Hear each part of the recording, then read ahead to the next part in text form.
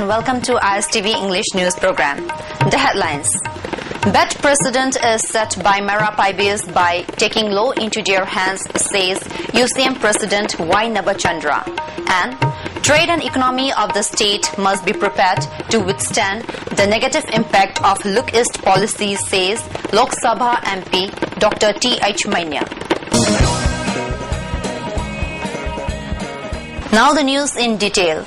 Mara Paibis should not take law into their hands and get themselves involved in activities like dismantling houses, among other activities.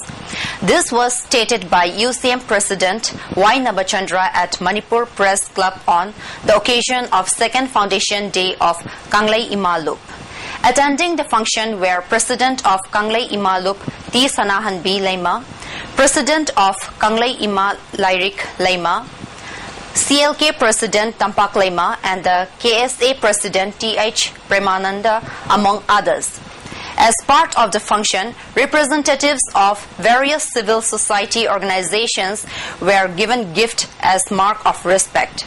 Speaking during the function, many speakers spoke on the important role played by women in the society. The threat of narcotics and drugs and crimes against women can be prevented if the perpetrators of the crime are taught on the consequences of the crime. Many said the crime which are occurring in Manipur on regular interval can also occur in our own home, so women folk need to speak to their children openly. UCM President Y. Nabachandra said civil society organizations of the state are all under the law of the land. He said many cases have come to light where some people associating themselves with civil society organizations have taken law into their hands, which is a bad precedent. He said whenever there is an unwanted crime, Mara Paibis resort to dismantling and the burning down houses of the alleged accused. Also, there have been differences among Mara Paibi groups when one group gets involved in a case.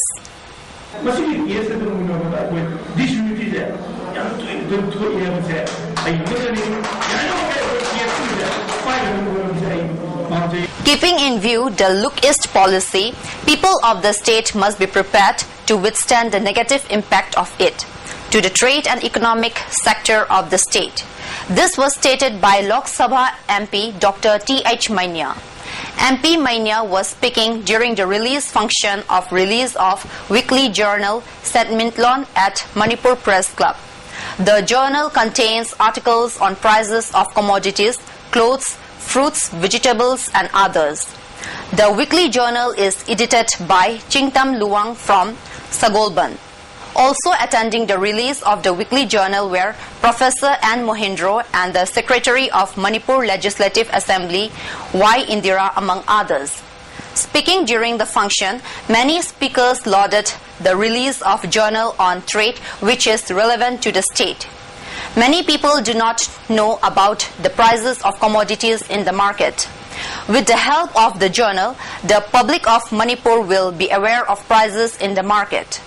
Professor N. Mohindro speaking during the function said by 2020, the economy of Manipur will face many challenges. To withstand these challenges, commerce and the industry department should be separated. The negative impact of the Look East policy on the trade and economy of the state were also discussed. Chief guest of the function, MP Dr. T.H. Mania, endorsing views of Professor Mohindro, said, "We all must work towards resisting the negative impact of the Look East policy."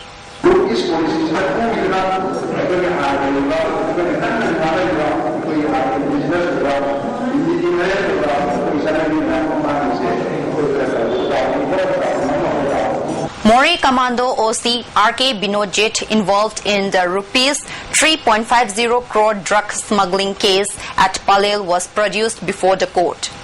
11 police commando and the 2 officers are involved in the drug smuggling case. Moreh Commando OC R.K. Binodjit was sent to jail after his court appearance at Special Court of NDPS at Lamphil. R.K. Binodjit claimed his innocence in the crime and said he has no idea about the drug smuggling. After hearing him, Judge of the Special Court of NDPS said the court has recording of mobile phone conversation in the court language between Binodjit and previously arrested Davson and Premananda. Binodjit was arrested after interrogation of Davson and Premananda. Binodjit has been sent to jail for 15 days. Manipur State Archaeology Department has approved rupees 2 lakhs to conserve and develop megalite stone site located at Wilong village in Senapati district.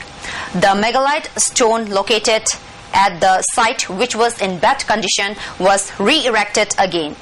A simple function was held on Tuesday at Wilong village, attended by Art and Culture Director K. Sobita and the Archaeology Superintendent K. Dinamani.